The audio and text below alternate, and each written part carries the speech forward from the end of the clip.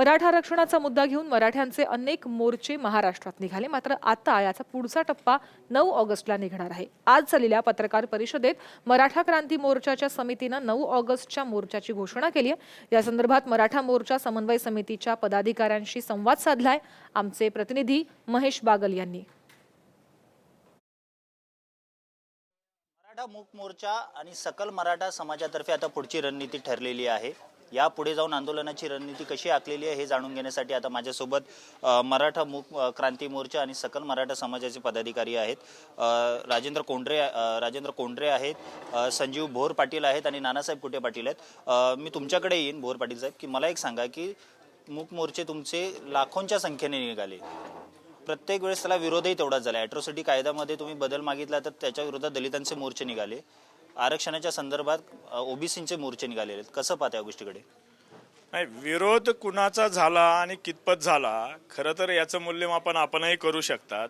शेवटी कुठलीही चळवळ जी उभी राहते ते गरजेपोटी उभी राहते। मराठ्यांची ही जी चळवळ आहे ती गरजेतून उभी राहिलेली आहे आणि म्हणून मराठा क्रांती मोर्चे एवढ्या मोठ्या संख्येने यशस्वी झालेले आहेत। त्या विरोधात जे मोर्चे निघाले त्याचं जर आपण मूल्यमापन केलं तर ते कृत्रिम होते, कुणीतरी त्याला पुश केलंय आणि म्हणून ते मोर्चे निघालेत, ही वस्तुस्थिती आहे। पुढची रूपरेषा कशी ठरवलेली आहे? काय काय तुम्ही आता यापुढे करणार आहात? मुंबई जो मोर्चा तुम्ही करणार त्याचं रूप कसं असणार आहे? पहिल्यांदा 6 जूनला रायगडावर संबंध राज्यातले संघटनांचे प्रमुख, मोर्चाचे आयोजक आणि मराठा समाजाचे सर्व कार्यकर्ते त्या ठिकाणी जमतील। त्या ठिकाणी पहिली शपथ घेतली जाईल आणि संबंध राज्याचा दौरा केला जाईल। या दौऱ्यामध्ये जनजागृती करून समाजाच्या न्याय हक्कासाठी पुन्हा जनजागृती करून मोर्चाची तयारी करण्यात येईल। भोर पाटीलने सांगितलं, कोंढरे साहेब आता बोललेले आहेत, पण या पलीकडे जाऊन बऱ्याच जणांनी दुसरे मोर्चे सुद्धा काढलेले होते, ते काही अंशी सफल ठरले किंवा असफलही ठरले असतील।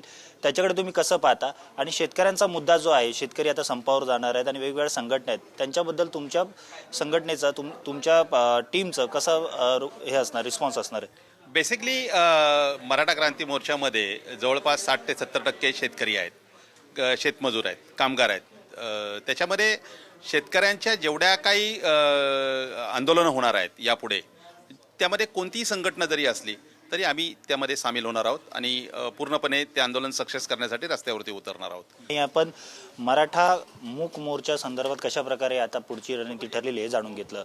कॅमेरामॅन पाचेंद्र कुमार टेंबरेसह महेश बागल, साम टीव्ही, मुंबई।